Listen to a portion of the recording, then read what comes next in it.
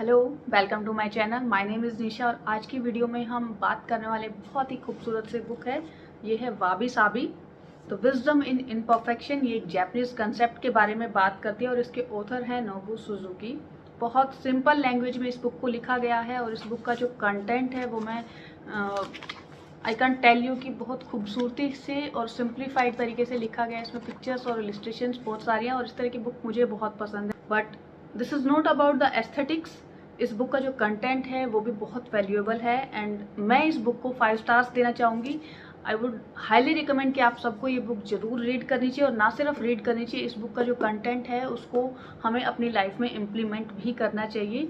तो ये वीडियो देखने के बाद आपको थोड़ा आइडिया हो जाएगा कि किस टाइप का कंटेंट इस बुक में है and then you can decide whether you want to read this book और नॉट। तो सबसे पहली बात करते हैं कि वाबी साबी है क्या। वाबी साबी एक जापानीज कंसेप्ट है विच tells us that we ourselves and the things around us and this universe in itself is imperfect and impermanence in nature। यानी कि हम और हमारे आसपास की जितनी भी चीज़ें हैं वो इम्परफेक्ट हैं और इम्परमानेंट हैं। They are continuously changing. कुछ भी हमारी लाइफ में परमानेंट नहीं है। हम किसी गोल को चेज करते रहते हैं। We want a better life, we want a better job, we want a better house. कहीं हमें एक लेवल ऑफ सेटिस्फेक्शन नहीं मिलता है। हम चीज़ करते रहते हैं कुछ ना कुछ और we always wait for that particular moment कि अच्छा ये अचीव होने के बाद मेरी लाइफ परफेक्ट हो जाएगी and then I will enjoy my life.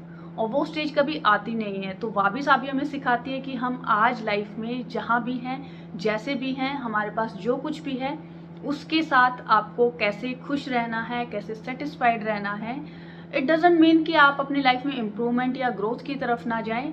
It means कि आपके पास जो है उससे सेटिस्फाइड होकर आपको खुद को इम्प्रूव करना है। Need not to compare yourself and compel yourself to achieve certain kind of goals.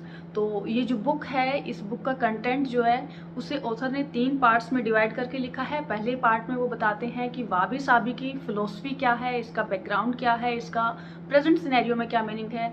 Second part में ऑथर बताते हैं कि आर्ट में जापानीज लोग वाबी साबी कंसेप्ट को कैसे इनकॉर्पोरेट करते हैं एंड जो थर्ड पार्ट है उसमें ऑथर ने बताया है कि अपनी पर्सनल लाइफ में हम वाबी साबी को कैसे इम्प्लीमेंट कर सकते हैं। क्योंकि कितनी भी अच्छी बुक हो, कितना भी हमने उसको ध्यान से पढ़ा हो, कितना भी कुछ हमने उससे सीखा हो, जब तक हम उसे प्रैक्टिकली अपनी लाइफ में इम्प्लीमेंट नहीं करते ना, कोई फ़ायदा नहीं होता है बुक को रीड करने का। वाबी साबी एंड जैन, इन दोनों को कैसे मिक्स किया गया है वो इस बुक में बहुत खूबसूरती से बताया गया है। 3 principles basically. First is impermanence of things, second is suffering and third is emptiness. और ये वाबी साबी की जो एसेंस है या जो कंसेप्ट है उसको बहुत खूबसूरती से समझाते हैं। अगर बात करें फर्स्ट थिंग इम्परमानेंस की, तो इम्परमानेंस जो है वो हमारी डेली लाइफ में हर चीज़ में हम देख सकते हैं। हमारे थॉट्स में हमारा मूड वो भी चेंज होता रहता है, हमारी फीलिंग्स वो भी चेंज होती रहती है, हमारे आसपास की चीज़ें वो भी कंटिन्यूसली चेंज होती रहती हैं। कहा भी जाता है ना, the only thing which is constant is change. Second concept जो है वो है दुख का या सफरिंग का। व्हाट इज दुख? दुख क्या है? हमारी जो प्रेजेंट सिचुएशन है और जो हमारी एक्सपेक्टेशंस हैं, उन दोनों के बीच का जो गैप है वो दुख है।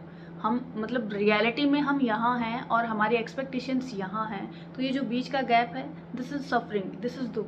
तो ये जितना कम होता चला जाएगा, हमारी रियलिटी और हमारी एक्सपेक्टेशंस जब मैच हो जाती हैं तो वो सफरिंग जो है वो ख़त्म हो जाती है। हम जब रियलिटी को एक्सेप्ट कर लेते हैं तो वो सफरिंग जो है वो ख़त्म हो जाती है। जितनी हमारी रियलिटी और एक्सपेक्टेशंस के बीच में गैप रहता है उतनी ज़्यादा हमें सफरिंग होती है। Third concept to life is शून्यता। यानी इसमें जो भी है, जैसा भी है, उसको वैसे ही एक्सेप्ट कर लेना। फॉर एग्जाम्पल, आप कहीं वॉक के लिए गए हैं and you are totally immersed in that moment. उस प्रेजेंट मोमेंट पर आप हैं, जो आप उस प्रेजेंट मोमेंट को जहाँ एंजॉय करना सीख जाते हैं वो शून्यता वाली सिचुएशन है। इसको बहुत बार हम मेडिटेशन करके अचीव करते हैं। Wabi sabi from inflexibility to spontaneity.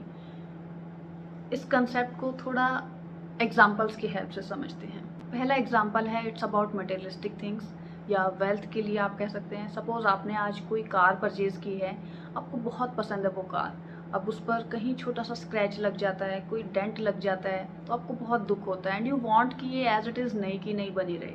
Is it possible? No. You know very well कि कोई चीज़ आपने आज परचेज की है तो डे वन से वो पुरानी होनी स्टार्ट हो जाती है and it will depreciate ultimately. कहीं डेंट भी लगेगा, स्क्रैच भी लगेगा, पुरानी भी होगी और अल्टीमेटली उसको डिस्कार्ड भी आपको करना पड़ेगा। बट वी वांट कि ये नई की नई बनी रहे, जो कि रियलिस्टिक नहीं है। सेकंड एग्जांपल लेते हैं हमारी रिलेशनशिप्स का। हम किसी से मिले हैं, हमारी दोस्ती होती है, स्टार्टिंग में हम एक दूसरे को नहीं जानते हैं, एक स्पार्क होती है हमारे रिलेशनशिप में, धीरे धीरे हम एक दूसरे के साथ बातें करते हैं, हम बहुत अच्छे से समझने लग जाते हैं और फिर एक टाइम आता है कि सारी बातें भी ख़त्म हो जाती हैं। तो हमारी जो रिलेशनशिप्स होती हैं उनमें भी इंटेंसिटी जो है वो चेंज होती रहती है, high, low, medium, it keeps on changing and we should be flexible about our relationships also. फिर आप अपने आप को, खुद को ही ले लीजिए। हमें लगता है कि हम फॉर एवर यंग रहें, कोई बूढ़ा होना नहीं चाहता ना, बट लाइफ इज़ लाइफ। हम डेली, हमारी जो एज है वो बढ़ती जा रही है, फर्स्ट ग्रोथ की तरफ जाते हैं और उसके बाद हमारी जो बॉडी है वो अपने आप डेप्रिशिएट होना स्टार्ट हो जाती है। That is something natural. आप कितनी भी कोशिश कर लें, फॉर एवर यंग आप नहीं रह सकते हैं। तो दीज थिंग्स टेल्स यू कि आपके रिश्ते, आपके आसपास की चीज़ें या आप खुद, everything is going to change. ये जो इनफ्लेक्सिबिलिटी हमारे अंदर होती है कि हम चेंज नहीं होना देना चाहते चीज़ों को या रिश्तों को या खुद को। हम चाहते हैं कि जो कुछ है ना बहुत अच्छा हमें लग रहा है वो वैसा ही रहे। तो उससे थोड़ा सा हम फ्लेक्सिबिलिटी की तरफ आते हैं और यही वाबी साबी का कंसेप्ट हमें सिखाता है। 1971 में ब्रूस ली ने अपने एक इंटरव्यू में कहा था that we should be like water. अपने आप को रिजिड नहीं बनाना है, किसी पर्टिकुलर शेप में या सांचे में अपने माइंड को, अपने मेंटेलिटी को ढाल नहीं देना है। You should be flowing like water. पानी को आप किसी कप में डालिए, वो कप की शेप ले लेगा, ग्लास में डालेंगे ग्लास की शेप ले लेगा, उसको जिस भी कंटेनर में डालेंगे उसकी शेप अडेप्ट कर लेता है। It's not very rigid. तो वैसे ही हमें होना है, हमारी लाइफ की जैसे सिचुएशन है वैसे हमें खुद को ढालते चले जाना चाहिए। हमें खुद को बहुत स्टिफ या रिजिड नहीं करना चाहिए। पानी से सीखिए, पानी की तरह बहना सीखिए, पानी की तरह चेंज होना, मोल्ड होना और फ्लेक्सिबल होना सीखिए। True path of wisdom. एक कहानी है, एक आदमी जो विजडम ढूंढता ढूंढता घूम रहा था, ट्रिप्स पर गया, बहुत सारी यात्राएं की, इधर उधर घूमा। तो उसने सुना था कि कोई एक मॉन्क है जो पेंटिंग करता है, पहाड़ों में रहता है।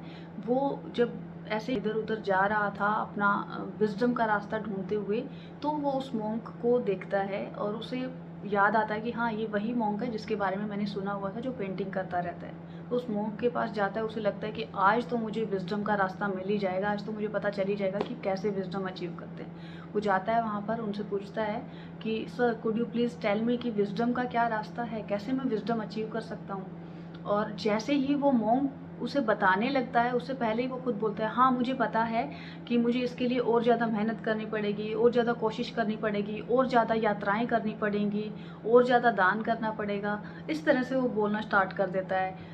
फिर जो मॉन्क है वो थोड़ा सा चुप रहकर स्माइल पास करता है। वो विजिटर जो है वो इस चीज़ को ऑब्जर्व करता है, वो समझ जाता है और वो चुप हो जाता है। फिर वो पूछता है कि अब आप बताइए कि क्या वो तरीका है जिससे मैं विजडम अचीव कर सकता हूँ। He simply smiled and said just one thing you have to do. आपको एक चीज़ को याद रखना है, that you could be wrong. और ये चीज़ हमें भी अपनी लाइफ में हमेशा याद रखनी चाहिए। कई बार हम चीज़ों को सीख लेते हैं और उसके बाद हमारे अंदर एक ये एटीट्यूड आ जाता है कि जो मैंने किया है वो सही है, मैं हमेशा सही हूँ, मैंने जो भी कुछ सीखा है वही सही है। अगर हम थोड़ी सी फ्लेक्सिबिलिटी अपने अंदर रखें कि हो सकता है हमने जो आज तक सीखा है वो गलत हो, तो हमारे पास एक डोर ओपन रहता है नई चीज़ों को सीखने के लिए।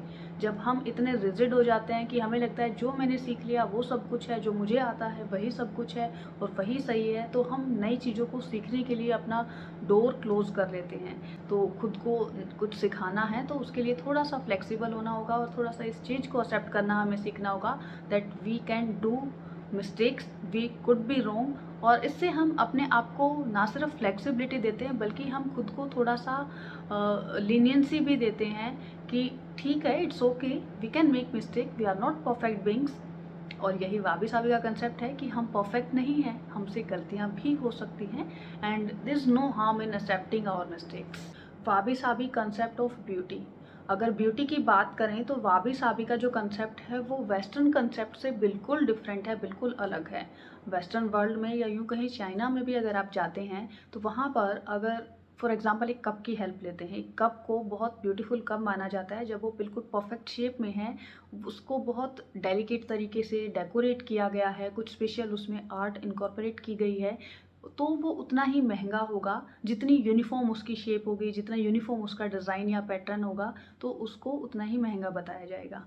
वहीं अगर जैपनीज़ ब्यूटी के कंसेप्ट की बात की जाए तो यहाँ किसी भी चीज़ की यूनिकनेस को सेलिब्रेट किया जाता है। It need not to be perfect, जो नेचुरल नेचर में रॉ फॉर्म में जैसी है उसका, उस पर अगर कोई डेंट भी लगा है, वो कहीं से उसमें कोई क्रैक भी है, then also it is celebrated with its own unique story, its own unique beauty.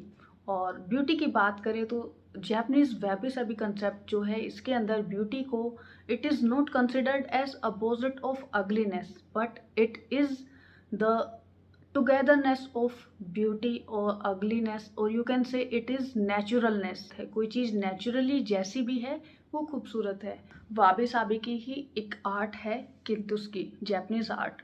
इसमें क्या होता है कि कोई बहुत ट्रेजर्ड हमारा कोई पीस होता है, सेरेमिक पीस सपोज है, या कोई कप है या कोई वेस है, वो अगर टूट जाता है तो उसे इंस्टेड ऑफ थ्रोइंग, उसको फेंकने की बजाय उसे गोल्ड लेकर से रिपेयर किया जाता है। तो ये जो आर्ट है किंतुश की बहुत ही खूबसूरती से हमें सिखाती है कि हमारी लाइफ की चाहे चीज़ें हैं या हमारे रिश्ते हैं, उन्हें अगर टूट जाते हैं, उनमें दरारें आ जाती हैं तो उन्हें किसी खूबसूरती के साथ भर दीजिए। उन्हें टूटा हुआ या बेकार चीज़ समझकर फेंक देने के बजाय उन्हें रिपेयर कीजिए and celebrate it's uniqueness. It tells a story behind it, कि उसके पीछे हर इंसान की लाइफ में जो भी जख्म है, जो भी घाव हैं या जो भी बैड एक्सपीरियंस है, उसके पीछे एक स्टोरी है। उस स्टोरी को सेलिब्रेट कीजिए क्योंकि वो स्टोरी ही हमें वो बनाती है जो हम आज हैं। उसे छुपाने की ज़रूरत नहीं है, खुद से भागने की या घबराने की ज़रूरत नहीं है। Accept the reality and celebrate it. Finally एक स्टोरी शेयर करना चाहूँगी। ये जो बुक है वाबी साबी, इस बुक के ऑथर की है जो इन्होंने बुक की स्टार्टिंग में दी है कि ये किसी गांव में रहते हैं जो ऑथर हैं, और इनके पास मिलने के लिए आते हैं पब्लिशर। वो इन्हें सजेस्ट करते हैं कि आप क्यों नहीं शहर में मूव हो जाते हैं, वहाँ पर आपके पास बेटर अपॉर्चुनिटीज़ होंगी, ज़्यादा आपका करियर ग्रो कर सकेगा and you can enjoy your life in a better way, you can earn more money. तो नोबु सुजुकी का रिप्लाई था कि no, I don't want to go out there, मैं खुश हूँ अपने इस वाबी साबी लाइफ को यहाँ पर जीने में, और मैं जिस तरह से अपनी लाइफ जी रहा हूँ I am happy with that. तो जो पब्लिशर आए हुए थे उन्होंने सजेस्ट किया कि ठीक है, आज तुम्हें लगता है कि तुम आज की इस लाइफ से खुश हो, बट कहीं ऐसा तो नहीं कि आने वाले टाइम पर तुम्हें जाकर रिग्रेट हो कि तुमने गलती की, तुम यहाँ से शहर में शिफ्ट नहीं हुए, तुम्हें अफसोस हो फिर बाद में जाके। देन ऑथर ने बहुत खूबसूरत सा रिप्लाई दिया कि यही तो वाबी साबी लाइफ को जीने की खूबसूरती है, that there are no mistakes whatever you are doing. जो भी आप कर रहे हैं इट्स एन एक्सपीरियंस। आप आज आपको अगर लग रहा है जो आप कर रहे हैं वो सही है, तो कल को जाकर आपको अफसोस नहीं होगा, because this is the story of your life, this is the journey of your life.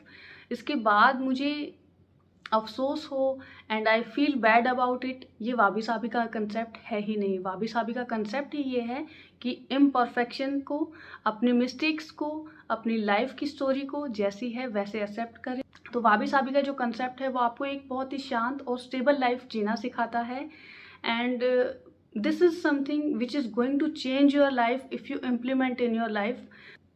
So these were some learnings which I have shared with you from this beautiful and wonderful book.